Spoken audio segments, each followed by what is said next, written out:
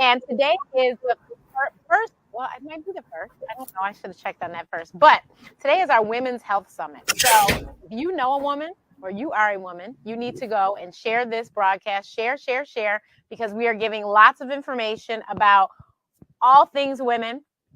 And because, of course, we are, the Black woman is one of the most important people on the planet, right? So today I'm really excited. This hour, we are talking to Rae Lewis Thornton. And if that name sounds familiar, it is because she was the first woman to appear on the cover of Essence magazine when she found out she was HIV positive. So she was the first. And that was, she'll tell us how many years, I can't remember. It was a long time ago, and she's still here with us. Thank you, Jesus. So I'm really excited because she has a new memoir out. And she's going to talk all about it here with us. So let me get my guest.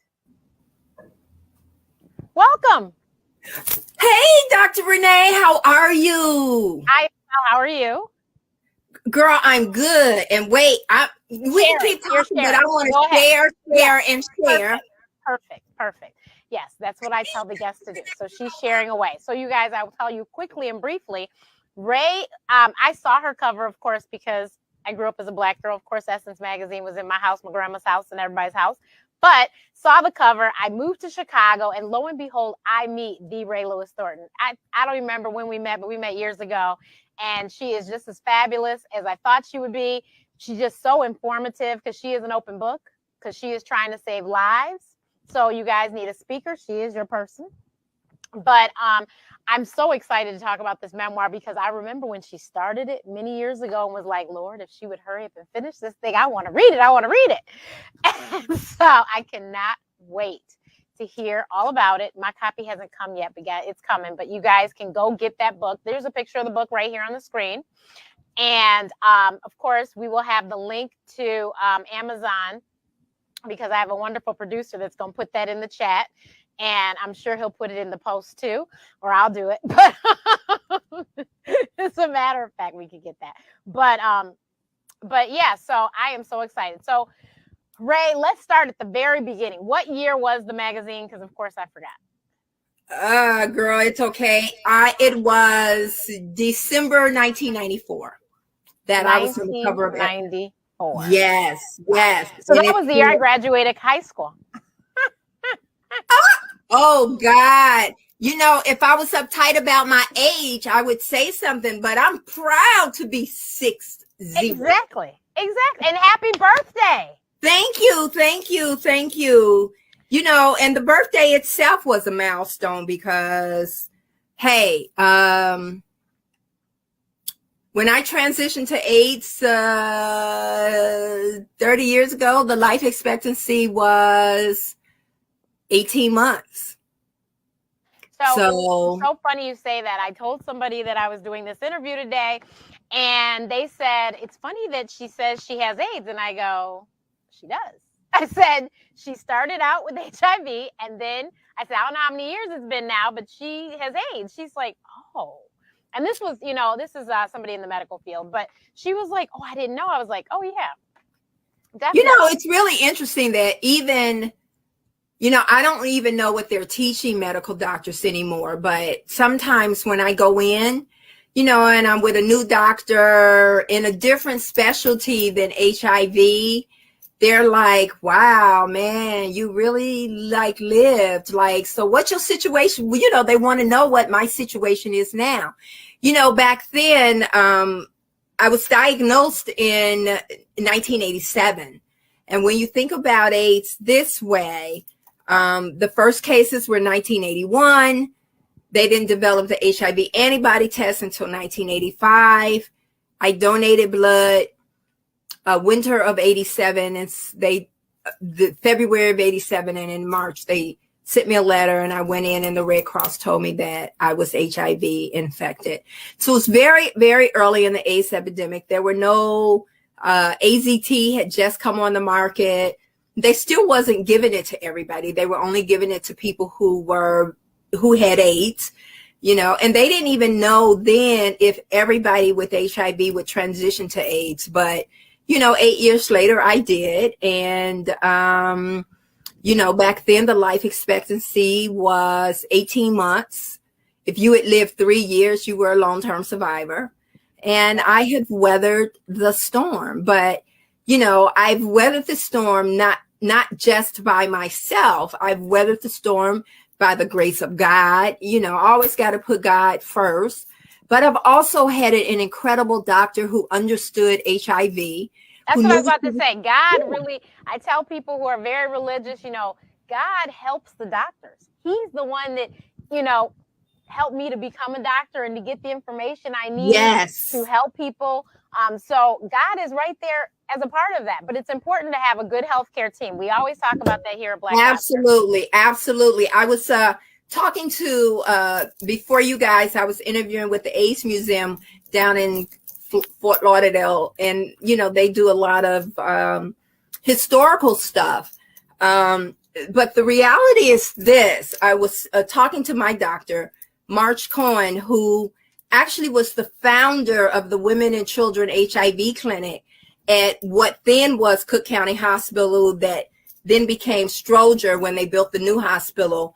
And then most people who live in Chicago know that the HIV clinic is the core center. But, she founded the clinic. And so I landed, and I talk about this in the book, how I had no health insurance. I had lost my health insurance because of a job. When I got a new job, they couldn't insure me because I had a pre-existing condition. Nobody wanted to give me health insurance. And I ended up at Cook County Hospital. And Dr. Cohen had, founded the Women and Children HIV Clinic. And it was a clinic that treated both the child and the mother on the same day. Because what we know in healthcare is that women will take care of their own health, their children's health, and neglect their own for their children. And anyway, I said to Dr. Cohen, I said, the incredible thing about you is that you never told me I was dying. And she said to me, but you were. And I didn't want you to. Man, you talking about tears and chill up my spine. But she fought for me when I couldn't fight for myself, And then the other thing is that I did what she told me to do. And I know you talk about these topics, Dr. Renee, and I know BlackDoctors.org talk about these topics about, Black people getting into care, no matter what it is, staying into care and complying with the doctor. I've known people with diabetes and they don't even test their blood sugar. They're like, I know when my sugar high. I'm like, child, you don't know when nothing is nothing. Stick your finger so you will know.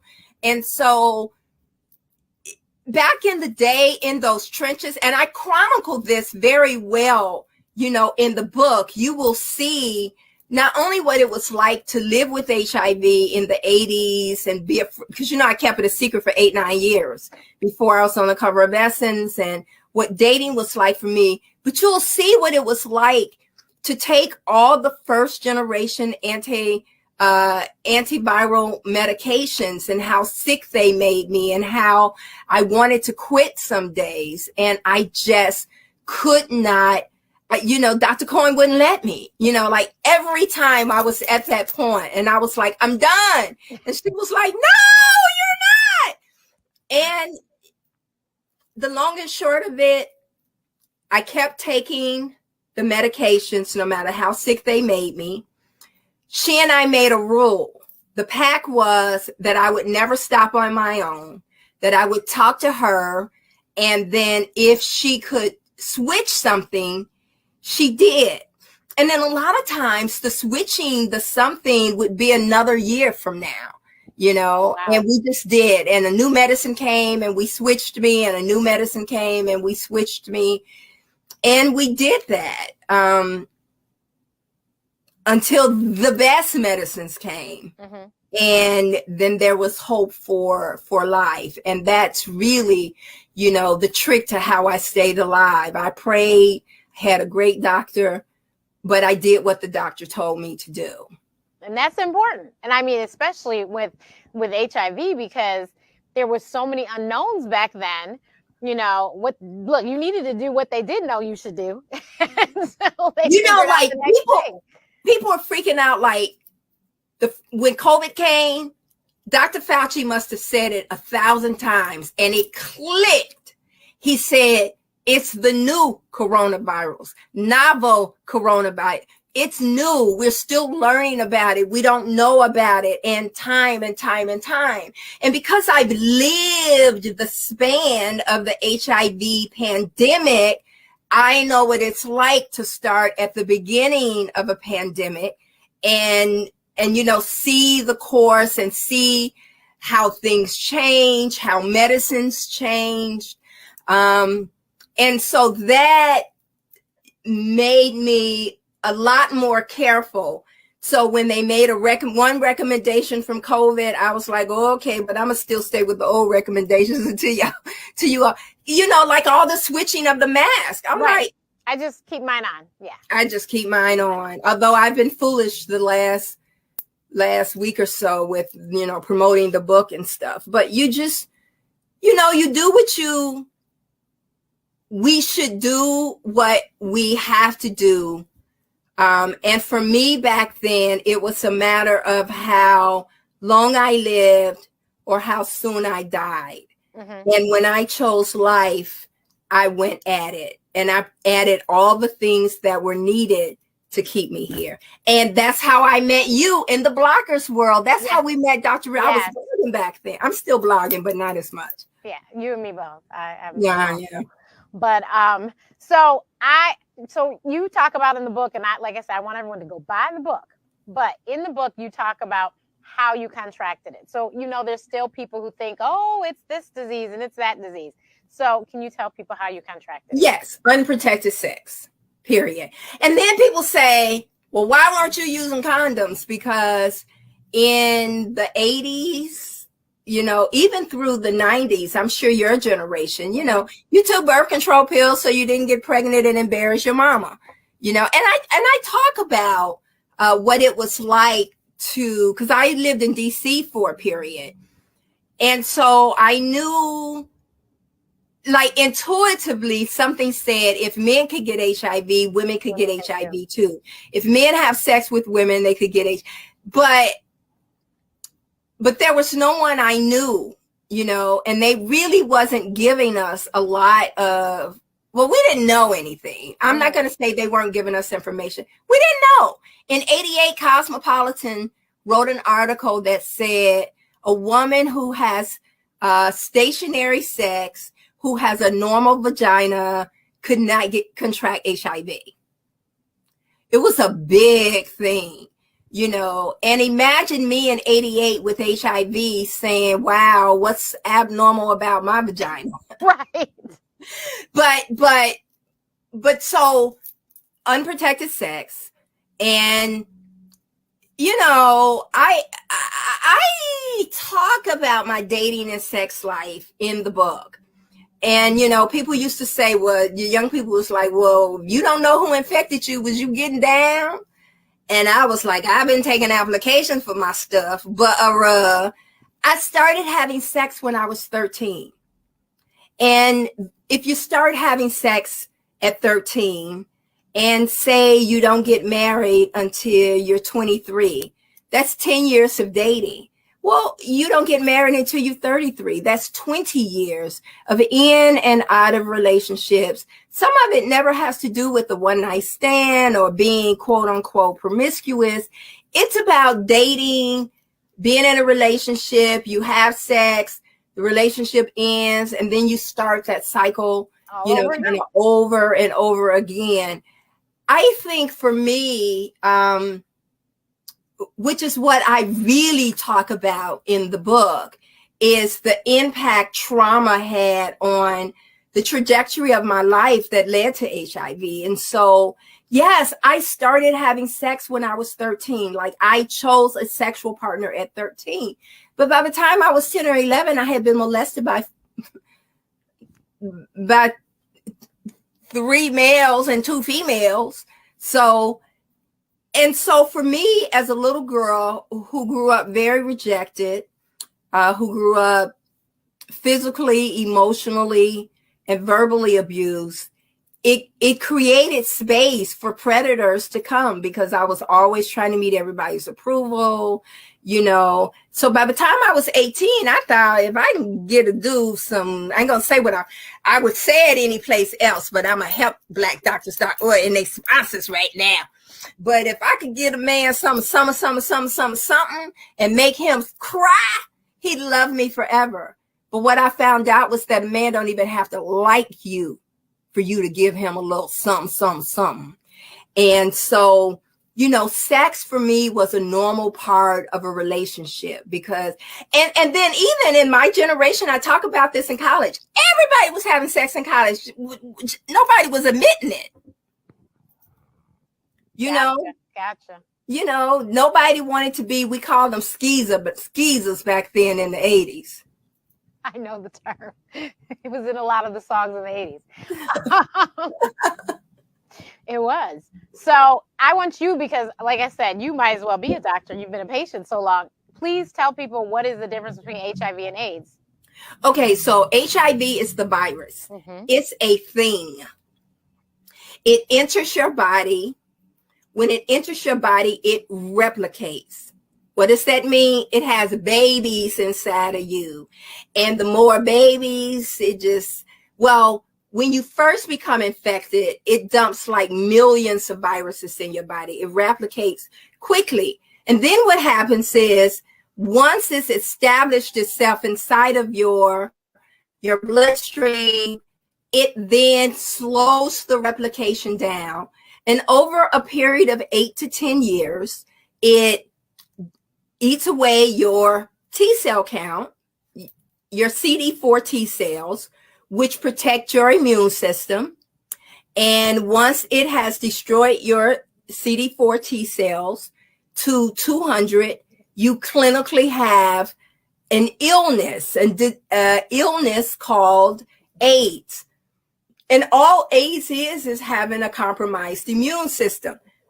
You're not going to die from AIDS. What you're going to die from is the infections that invade your body because you have no immune system to help you fight. And some people think it's as simple as a cold. And I talk about that in the book. Like I got bronchitis really, really bad. And, you know, I disclosed my HIV status to the doctor. And it played mind games with me because I was like, is everything going to be like this?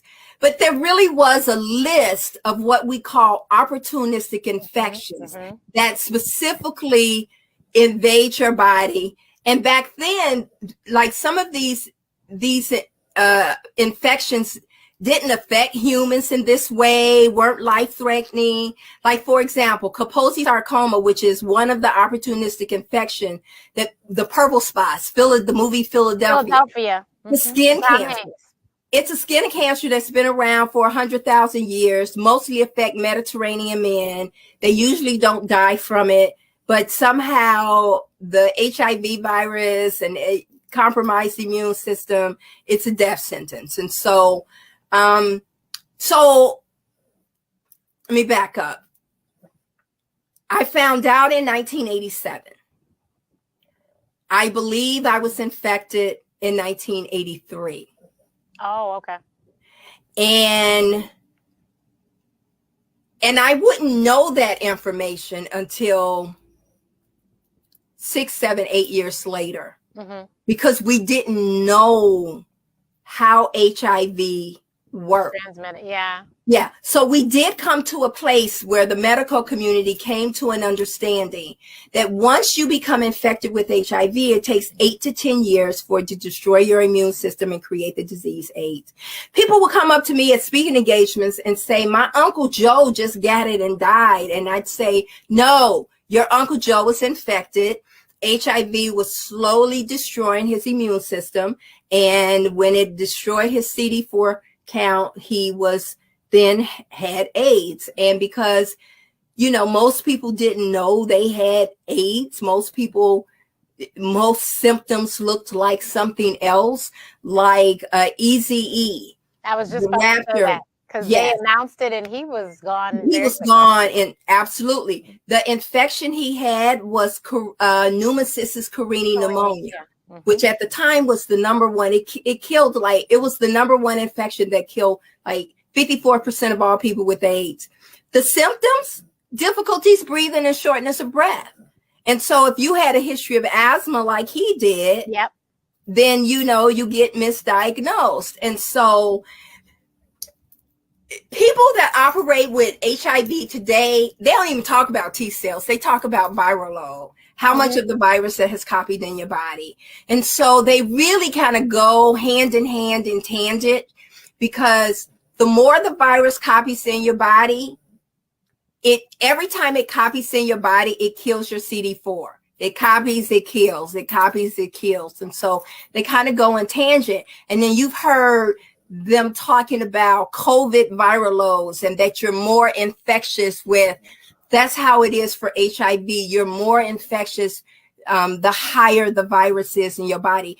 And at one point, you know, my viral load was like 497,000, and my T cell count was 8. It was as low as 6 at one time, you know, and yeah, that's it. The unfortunate part, and then I'll let you go on and continue the interview. The unfortunate part is this. We know how to accost HIV. We know how to stop it. When I was first infected and when I transitioned to AIDS, there was no way to stop HIV. right. Now we have medicines that actually remove the virus from the body and give your body a reprieve and undetectable. If your virus is undetectable, your viral load is undetectable, you won't infect another person with HIV. Right. African Americans, and I've kind of gone blank on the statistic. It's something like 83% of African Americans who are diagnosed with HIV get in care. Only about 50 something stay in care. And only about 40 something are virally suppressed. Yeah. And of course, some of it is probably socioeconomical, access to health care, right. But some of it is compliance, lack of compliance, and not doing what you need to do. And stigma. I mean, people and still, the stigma. People still walking around, you know, instead of just being honest and, you know, go to the doctor and find out. And, you know, last week we had a show, I did a show about the HIV vaccine trials. And so, you know, there will be a vaccine in our lifetime, because I'm believing that you're living long too. So there will be a vaccine in our lifetime, is what the doctor told us. And we're, you know, they're getting closer and closer to it. mRNA really did change a whole lot of things. And so, oh my God. Yeah. I mean, isn't it incredible how the scientists took the HIV research that had been done, applied it to the COVID virus, yep, created a vaccine, and now they're taking all of the research that they used around HIV and COVID and backtracking, yep. and maybe COVID was kind of the breakthrough, right? You know, that they needed, because people were like, "Oh, it's too soon." No, baby, they've been researching for 30 years. 30 years. Yes, so it wasn't too soon. It was 30 years of work that all came together at the right place, the right time. Thank you to the absolutely woman, Dr. Kizmikia Corbett. Yeah, but yes. So no, it was a long time. And you know, the other thing too that happened that didn't happen in the early days of HIV is there was worldwide cooperation among scientists. Yes.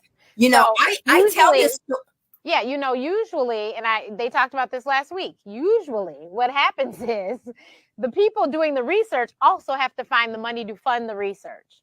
But with COVID, they didn't have to look for the money because it was a global pandemic and everyone was throwing money at it. Everybody was throwing money. There was a sharing of knowledge among scholars. And a lot of people don't know this. I touch on it a teeny bit in the book, just a teeny bit.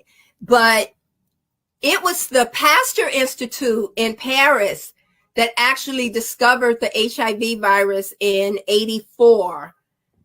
So from 81 to 84, we didn't know what caused AIDS. The Pasteur Institute discovered HIV. The American scientists borrowed the information and rushed to patent and created HIV antibody test and rushed to patent. And the French accused the Americans of theft and sued and won. And so now they share the patent. But this is what's so freaking interesting. In that year, from the Americans rushing to patent the HIV antibody test, the French refused to use the American patent. And so they allow blood, untainted blood that had not been tested for HIV. They continue to use tainted blood. And it was a big scandal in France. And I don't know how many people were infected with blood that, you know, that was donated through surgeons and da-da-da-da-da. But that happened. So there was not this kind of cooperation and back then with HIV. And we got here, you know, and it's really exciting. You know, I mean, but we've come a long way. Think about it. No, we've come a long way. There are over 40 HIV medications. I cannot infect you. We could have sex 20 times in one day and I still cannot infect you. There's a pill that you can take, the PrEP pill that you can take daily that will prevent you from getting HIV. There's a post prophylactics. So if you really believe that you've been exposed to HIV, go to the doctor within 72 hours, tell them that you believe you've been infected, and they will give you a regimen for 30 days that will kill HIV. It's zero chance that a woman who's HIV infected, if she knows she's infected and take a proper regimen, will even infect her child. Right. And so we've come a long way. And the sad part is that African Americans, whether gay, straight, male, or female, are still disproportionately impacted above and beyond any the people, whether it's young Black gay men are more infected than young white gay men. Black women are more infected than, you know, white women. And that's the sad part. Yeah. That's the awful statistic. And we know better. And honestly, you know, AIDS Healthcare Foundation, they were like, they would like to not be in business anymore. There shouldn't be. But here we are. Right, here we are. Same thing with COVID. People don't listen. Like, we have given you the information. Listen, do exactly what you're told. You know what? And I think there's been, because of the treatments, there's been a negligence on educating the younger generations. Yes, you're right. Because, you know, and then, you know, honestly, I learned in being an influencer, I did some work with Planned Parenthood. I didn't know, but sex education has been taken out of a very large percentage of schools. And if you don't have sex ed, I'm still trying to figure out where are you going to teach about HIV and AIDS, because a lot of schools don't necessarily have a health class that you have to take. And like, there might be health at the high school, but it's not a required class to graduate, which is a problem. Absolutely. And because it's not a sexy topic anymore, you don't have peer educators in the high school wanting to have programs for young people on HIV. And so we have I started out, I talk about this in the book, how I started out speaking locally in the Chicago public high schools. And, you know, it was like, I mean, they were just so taken by this quote unquote pretty woman with AIDS that I was like the hottest thing in town. And I was right. looking at just about every high I didn't grow up in Chicago, but I have so many friends. They were like, you know her? I was like, yeah. They go, I remember when she came to my school. I'm like, exactly. We don't do that anymore. We don't have, and I'm not even talking about the South where it's, sex education is abstinence only. right. I'm talking about in the cities, Chicago, New York, the big cities, the schools just don't do prevention work anymore. And so no one's, it's really sad that we don't educate around HIV/AIDS. And what it's done is it's kept us in a level of ignorance, yes, in a way, because people haven't caught up with the advancements of treatment and care. yes. So they're still thinking about HIV in this kind of old, antiquated way. Even though there are TV commercials for PrEP, I've told people, and maybe I need to call pharmaceuticals. Those commercials were slightly confusing, and I'm a physician. I didn't quite understand what they were selling. I'm like, wait a minute, what? And then talking to pharmacists who explained what was going, I said, oh, that's what that commercial was about. I didn't know. You know what? I've never had a pharmaceutical deal. It's been really interesting. In the 29 years I've been speaking, I've never had a pharmaceutical deal. And, part of it is I said to them, I'm not getting ready to tell people that if I take this HIV medicine, I can climb a mountain. I'm getting ready to tell these people that if I take this HIV medicine, especially back in the day, it's going to make me sick, but it's going to keep my black blood alive. Right. And you either want that message or you don't want that message. And the message should be not that you can climb a mountain, but that you can live and have a productive life. Right. But it's at a cost. It's going to, because ain't nothing free in this world. Yeah, definitely. And the saddest thing, living in Chicago, I will never forget it. We were doing a lot of AIDS testing. We were doing them at churches. We were doing them at after school programs and stuff. And to the number, every single time somebody was positive, but the number of young people, and I'm talking young people as in still in high school. Yes. And younger. Yes. Made my blood curl. I couldn't believe. I was just like, oh my God, this is a mess. Yes. And you have a real situation here. People, I never disclosed anyone's HIV status, but at one point, people would come to me and say, my niece is infected. And like, if I had little mentees at those high schools, I'd be like, look, there's somebody in your high school got HIV. You better wrap it up because of, right. Right. And so I don't think. And, we never would disclose either. But when we did the testing, we would say, okay, this many people at this site were found positive. So you all need to clearly. I have never. A little bit better. I'm paying attention to things and doing what you're supposed to do. Every time I've spoken and had testing, someone's come up positive at a church, and it didn't matter where the event. And, I had my Tea with Rae book signing party on Saturday, this past Saturday. And at first I was going to do testing there that day. And I just changed my mind because, it may be very selfish, but I was like, I don't know if I want to spend my night counseling people. So, but we did provide condoms and HIV/AIDS information and, all of that. But we've come a long way, and we still have a long way to go when it comes to HIV. I worked with Chat Daddy, and if you're in Chicago, you know who I'm talking about. Yes, I know our Chat Daddy Sims, of course. And he had an amazing after-school program at South Central Community Center. And we had, and actually I invited him. It was a young man. I can't think his name to save my life, but he was an islander like me, and I can't think of where his name is, but he was the boy was so cute. He was too young for me to be with, but he was so adorable. But he came and spoke to the Metro Board, and he was HIV positive. So that's why I asked him to come. So we didn't tell the children nothing. The boy just talked and talked and talked. And at the end, when he said he was HIV positive, if only I had video of those girls' mouths that dropped. Because I told the boy was fine. The boy is adorable. And I mean, those girls, and then after he left, they came up to me, Dr. Renee, he was so cute. I would have never known.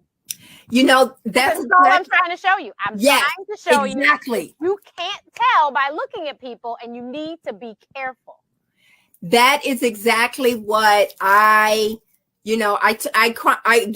chronicle it in my book, how I would go to the high schools. This was in the early days, like, you know, before the cover of Essence. So I spoke for about a year before I was on the cover of Essence. And, you know, I'd go in looking fly. And that was when short skirts were suited short skirt. Allie McBeal. Yes, that show made really short skirts with suits popular. And I'd go in, my fabulous legs, and the boys would be flirting with me. They'd be asking me for my telephone numbers. And I'd say, once I finish. And, you know, I'd give them all the HIV/AIDS 101 education. And then I'd stop and say, who can get AIDS? And they would say, oh, anybody. You know, and they repeated the soundbite, but they didn't believe it. And so when I finally would say, so no one's surprised that I have HIV, they're like, no, you mean you got HIV right now? And what we did is we changed the face of AIDS and made them begin to think about their own lives. But you know, we also, you know, young people would come to me and tell me their uncles and aunts are infected. And, you know, it gave them a space to breathe, to exhale around this disease. And I think that's, you know, what I'm really grateful for about those pieces of my life and having really started, you know, my speaking in high schools here in Chicago. Yeah, definitely. I mean, and like you said, it's still something that is so necessary. I was 11 the first time I knew somebody. I want to show everybody my puppy because she keeps moving and they're going to want to know what's in my arm. That's Chloe, everyone. That's Chloe, everybody. But I was 11 and somebody I knew had died. And so I knew early on. And so I always had it front of mind because it had affected me. And so I knew. I was like, okay. And so, you know, 11 years old, no, I wasn't thinking about having sex with anyone, but because it happened, it opened the conversation. So then I knew better. I was like, okay, well, this is what could happen. Okay. Because I used to tell people all the time, you know, getting pregnant is really not that bad compared to the other things that could happen. And they were like, what? And I go, oh, yes, there's so many other things that could happen to you when you have sex unprotected. So, and I know you also, I want you to talk about, you had a double-edged sword. So you had HIV and you have herpes. Now, so I was just getting ready to say, oh God, you were reading my mind. So, you know, back in the day when I was in high school, you know, we had this little sex education class, you know, that told us that, you know, if a guy has gonorrhea, you'll see the little stuff coming out. As I got older, I started to realize that I didn't know the difference between semen or gonorrhea coming out the penis. You know, it's all little white wet stuff. It looks the same to me. But in college, right at the surge, because herpes been around for decades. But right at the surge of herpes in the 80s, I contracted herpes, and I talk about it in the book. I talk about contracting my first 2 sexually transmitted diseases at the same time on my college campus my freshman year. And some of it is very funny, and some of it is really, really sad. How humiliated, I talk about how humiliated I felt in the doctor's office, the campus doctor's office. And back then there was no treatment for herpes, none. Acyclovir was the first treatment. That didn't exist. the cream came along, and then the pills came along, and then of course now we have Valtrex. Yeah. And for a very long time, my herpes was really, really regulated. I almost never had because some people with herpes, whether you have HIV or not, have aggressive herpes, and some people just don't. And I was one of those people that maybe had a herpes breakout once a year, for a couple days. At least it looks like to me, and then it was gone. And then when I transitioned to AIDS, I started having more aggressive herpes. There's something about HIV and herpes together. And then, of course, if you have herpes, it makes you at greater risk for HIV because herpes is an open sore. And some people don't even know they have herpes. I mean, I dated a guy and I saw a sore on his penis and I was like, what's that? He was like, oh, it just comes and goes. I was like, does it ever hurt? He said it used to, but it doesn't. And I was like, this is herpes. He like, no, it ain't. I'm like, boy, I promise you. And so, I took acyclovir, then I took Valtrex as a preventative because the herpes was just aggressive. Mm-hmm. And then I think when I first met you back in those early blogger days in 09, 10, I had developed a resistant herpes. Right, I remember. Valtrex didn't help for me, and I had to go on IV medication.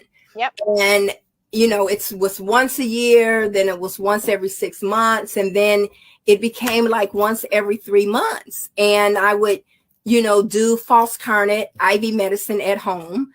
And then they beat up all my veins and took them, and I couldn't get a PICC line anymore. And then I had a failed port. And so now if I get herpes, I have to go in and do an intravenous cidofovir, which makes me tired and exhausted and sick to my stomach. And I have to take medicine to prevent my kidneys from collapsing, to take the IV medication. Yeah. And so sometimes we think about HIV medicines, we think about sexually transmitted diseases as easy breezy. But it's not easy breezy for everybody. Mm-mm. A woman could have a pelvic inflammatory infection, and by the time she figures it out, she's sterile. Mm-hmm. And so really the safest sex is no sex, but we're gonna have some sex. So really is to use a condom and prevent. And the thing about herpes is a contact disease. So if you're having sex, the best way to explain it is this way. If a girl's having sex with a guy and he has herpes, and the herpes is on his balls and not on his penis, his balls rubbing up against to the bottom of your, vulval, vaginal area, whatever, you can contract HIV that way, even if he has on a condom. And so, no, you don't get it through the condom.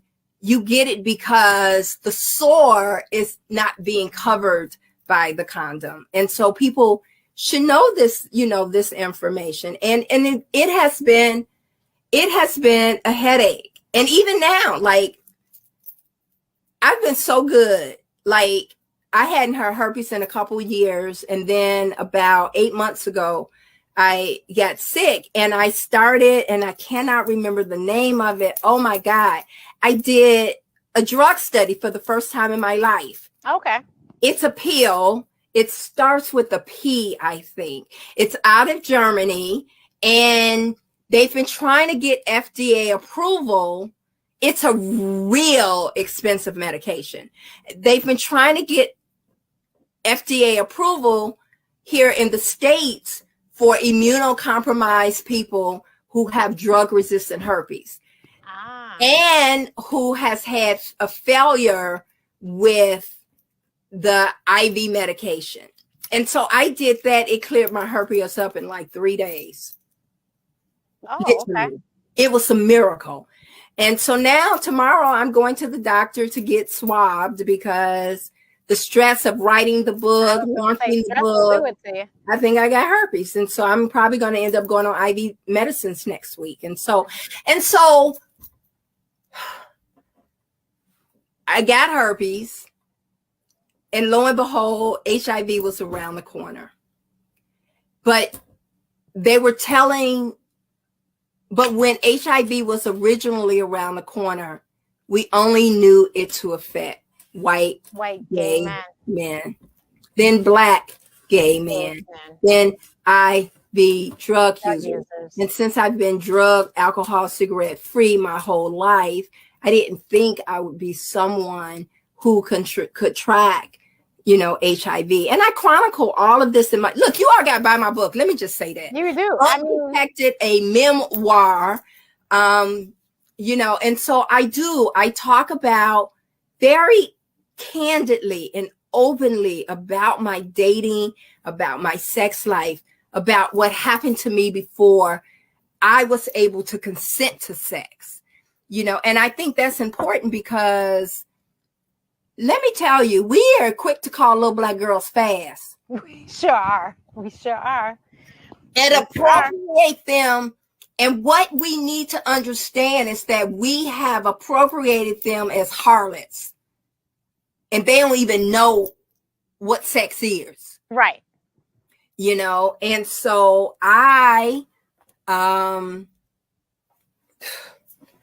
baby, when I was 6 years old, I started acting out.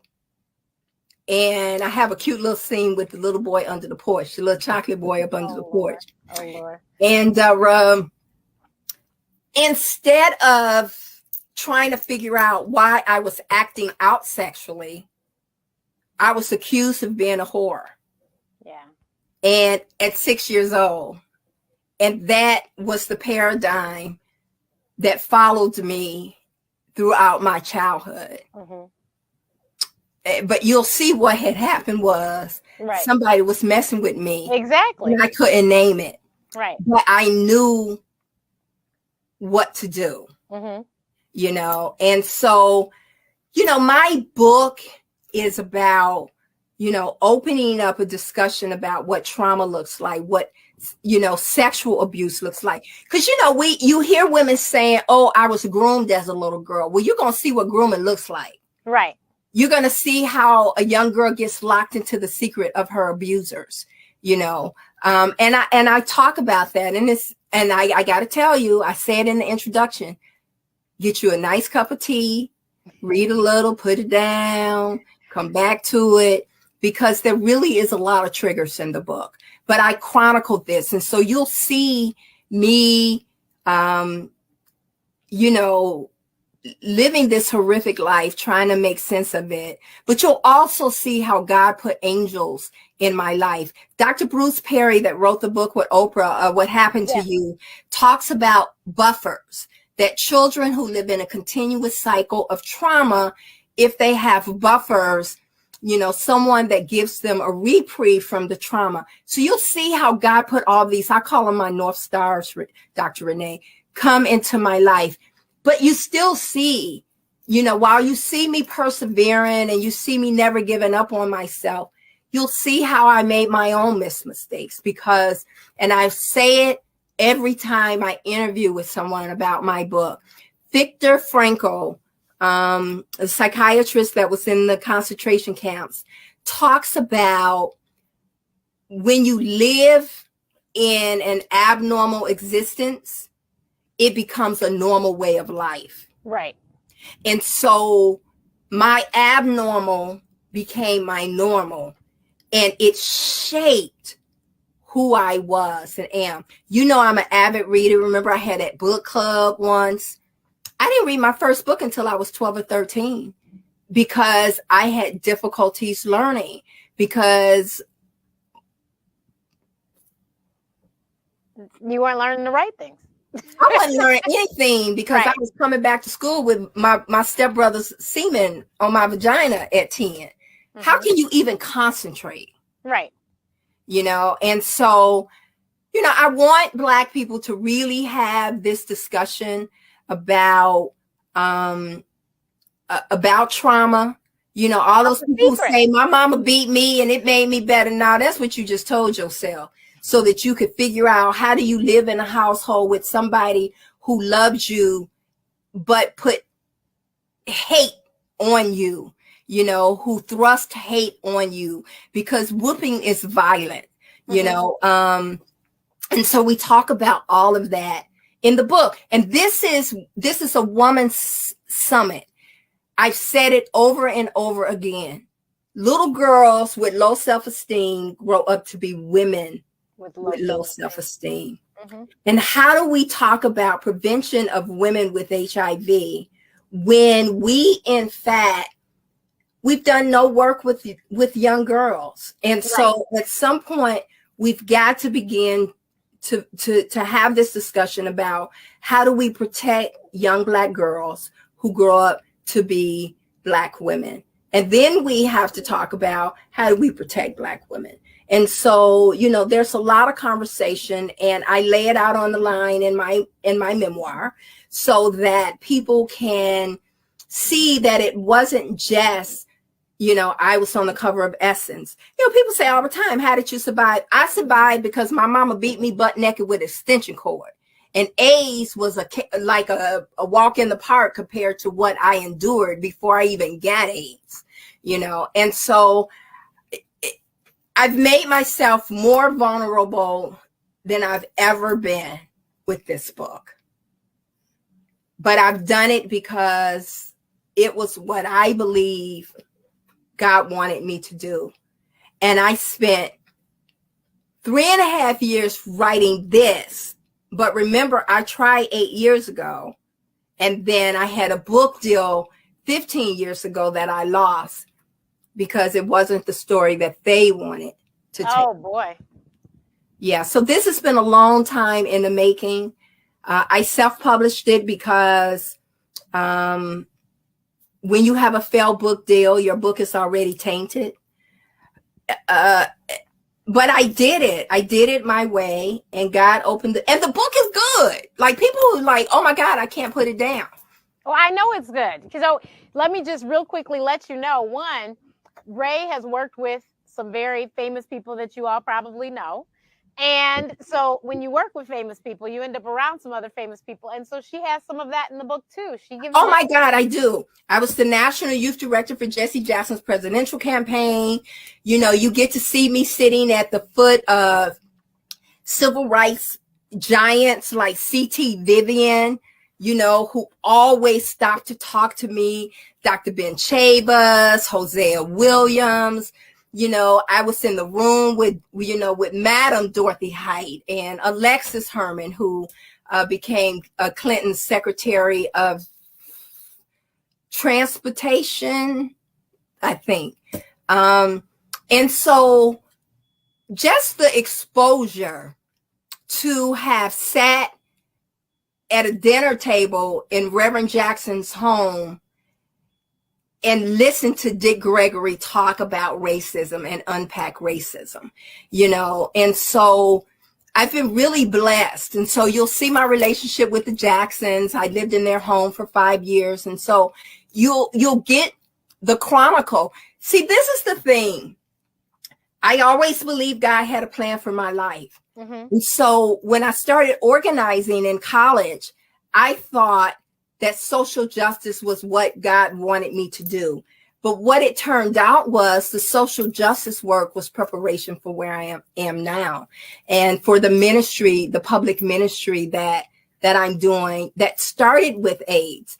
And honestly, I'm going to continue to have this conversation about trauma, about the ACEs study, about how we blame young people, how we dismiss young people when nothing is really wrong with them. What has happened is something happened to them, and their cortisol levels have been deregulated, and their brain and their body is reacting to a deregulation of cortisol. But there is help for that. you know. And if it doesn't become regulated, then they end up having, as adult, heart disease, diabetes, irritable bowel syndrome, cancer, obesity. So all of these issues. And so, you know, I'm ripe for this discussion. I'm getting ready to go back to school, get my doctorate in ministry.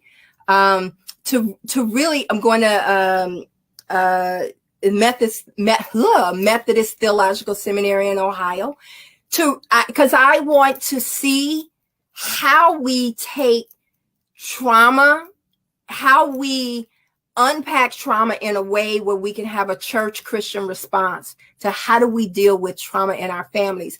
And we spend a lot of time talking about racism and environmental trauma, which is also important. Mm-hmm. But we also got to talk about the generational trauma that happens in our families.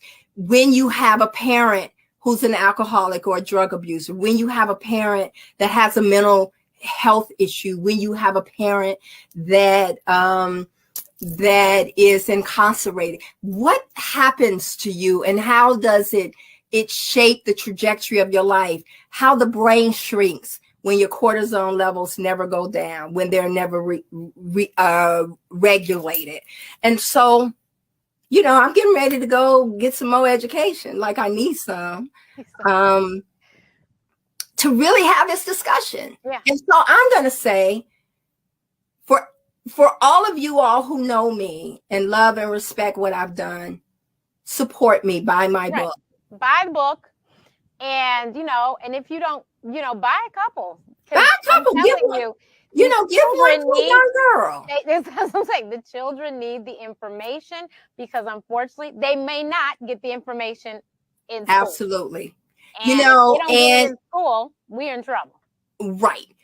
You know, I use this as an example in my introduction. I talk about Micaiah Bryant, the young lady who was murdered by the police in front of her house fighting. It happened a year or so now, almost 2 years ago. She was in foster care, and there was an adult woman and another teenager. They came to fight her, to get her in order. And the police came. She had a knife defending herself, and they shot her. Mm-hmm. And so I think, Dr. Renee, if we had had some training on trauma, if we understood this girl was already in foster care, the foster parent, the police officers, her little sister called the police, you know, and there were all these signs of trauma, and no one came to her rescue. And now she's gone, mm-hmm. you know? And so, I mean, that just stayed with me. And it's a classic example of our lack of understanding of what happens to a child who's lived in a continuous cycle of trauma. And any foster care setting is a continuous cycle of trauma. Being removed from your parents' home is a continuous cycle of trauma. And we've got to get there. We've got to figure out a better way to protect young Black girls. Yeah. Who become Black women. Right. Exactly. Well, thank you so much for your time today, because I know you are on Promo Central, so you got one after the other. I do. We appreciate your time. Thank you, everyone that watched. Please make sure you share the broadcast, and make sure you go and buy the book. The book is really doing very well on Amazon. We want to keep it there. So yeah, somebody just said, we'll put it up here. After listening to you, I now have to read your book. Thank you for sharing. This is so out of my realm, but you make me want to read it. This conversation was so powerful. So thank you, Tish. Thank you very much, Tish. And thank you. I think that really sums it up. You guys remember, this is the Women's Health Summit on blackdoctor.org for 2022. So the next talk is all about breast cancer, which obviously we know affects us all. So please stay tuned. Thank you. Bye. Thank you for having me.